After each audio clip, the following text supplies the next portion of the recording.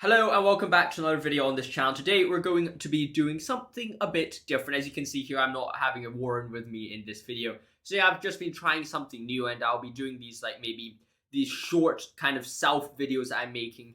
I'm not really sure how they'll go, but essentially the plan is that I'm going to be starting a new series talking a bit more about the apologetics side of Christianity. I know recently I've been talking a lot about Genesis, a lot about the Bible, a lot about psychology, literature, but this is indeed at its roots an apologetic channel, or at least that is kind of where it started off from. So as a result, I wanted to make some of that content for you. And as you can see already in the title above in this video, it is indeed called Why the Kalam Cosmological Argument is So Effective. Today I'm just going to be talking about a few of the different strengths of the Kalam Cosmological Argument, why I think it's one thing which will never really go away, and also really just talk a bit more about how it impacts apologetic scene as a whole.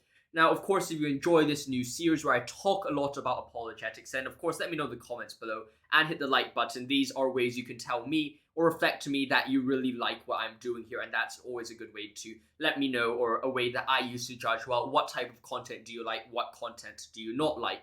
So just let me know your thoughts about that below. So first of all, let's talk about, well, why is the Kalam Cosmological Argument so successful? In order to understand that, we must first understand what is the Kalam Cosmological Argument. And of course, this ties in with the cosmological argument as a whole. But what I think that the Kalam Cosmological Argument does so well is it talks about the principle of causation, and then it talks about the finitude of the past, two kind of scientific, and I wouldn't say scientific proofs, but rather commonly accepted scientific discussions by most people in society. So it's somewhere which is a very good leaping board into further Christian discussions or apologetics discussions, which I think is a very good thing. Because after all, the main goal of apologetics isn't necessarily to immediately evangelize to someone, but first of all to kind of categorize Christian belief as a reasoned kind of discussion that is not completely idiotic.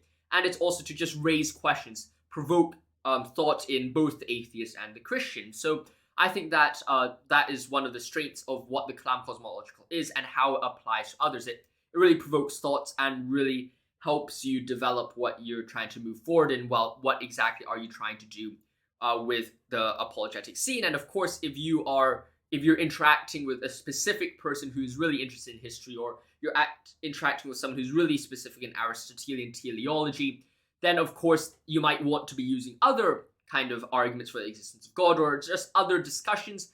However, just for the sake of perhaps, if you're just interested as a whole, this is one of the reasons why the Kalam Cosmological Argument is so helpful.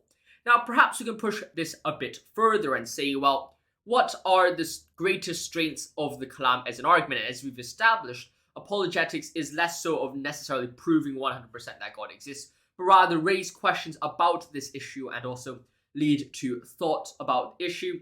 And one of the reasons why I think the Kalam Cosmological comes in is really the idea that instead of trying to prove that God exists, and I don't think that's a goal of apologetics, of course, if you disagree with me, let me know in the comments below.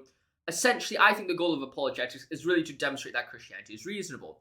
And as a result, when we're turning to the Kalam, the premises of assuming that there is a causal chain, there's a causal principle within all physical objects or all limited objects, depending on what causal principle you're referring to or using.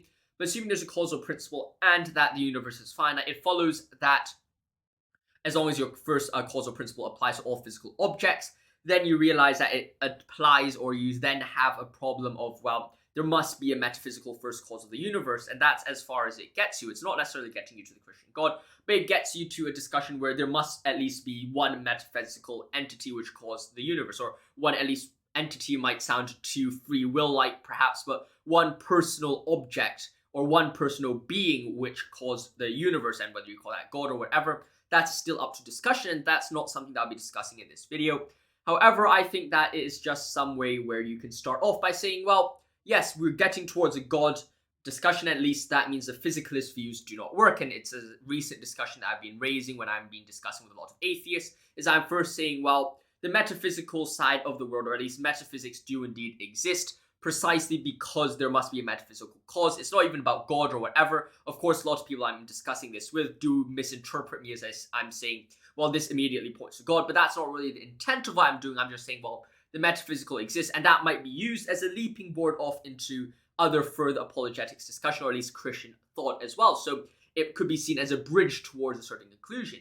And what I feel very good about these premises is that the strength of each individual premise implies the strength of its conclusion, in the sense that when you have a deductive argument, if the premises are all true, then the conclusion has to be true as well, as long as the reasoning is valid, of course. And with the Kalam sense, if both of the arguments are reasonable, it follows the conclusion is reasonable. It might not be that both of them are true, but at least if they're reasonable to hold, then it could be reasonably held to be the conclusion. And of course, when we're interacting with a lot of people in the world, people like to demand this complete 100% certainty, but that's never been how people interact or wrestle with beliefs. It's never been about, I need to have 100% proof for a certain idea.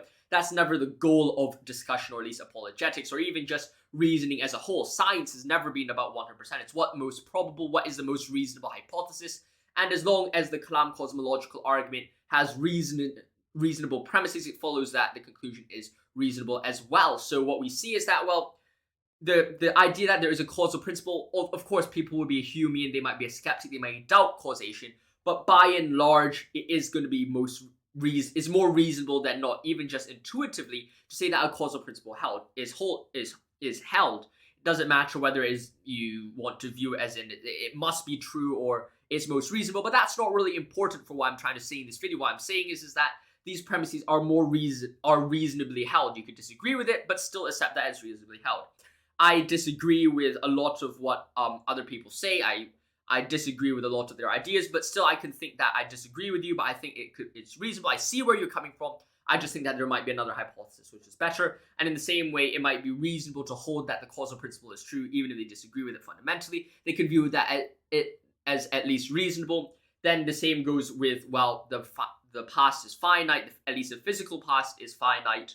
Well, that is reasonable as well. You have those two reasoned ideas, then you fundamentally reach a reasonable conclusion at that, in which that there must be a metaphysical cause of the universe, and that's kind of where you get to. And I think that this is one of the reasons why the Kalam Cosmological Argument is so effective. Now, of course, if you want me to talk more about why I find each of these premises reasonable, let me know in the comments below. But essentially, this video really isn't to do that, but rather just to establish why I think the Kalam Cosmological Argument can be used in multiple different ways. And hopefully this video has just provided some thought or some ideas about how you can use the Kalam Cosmological Argument. Maybe not in the far William Lane Craig way, this demonstrates that God exists, but even the shortest or the most restrained way to just say, well, the metaphysical, and at least one metaphysical being exists, that is also something which is very, very effective in the road to theism. So that's something which you can definitely bear in mind, and is something which could be viewed as very helpful for you.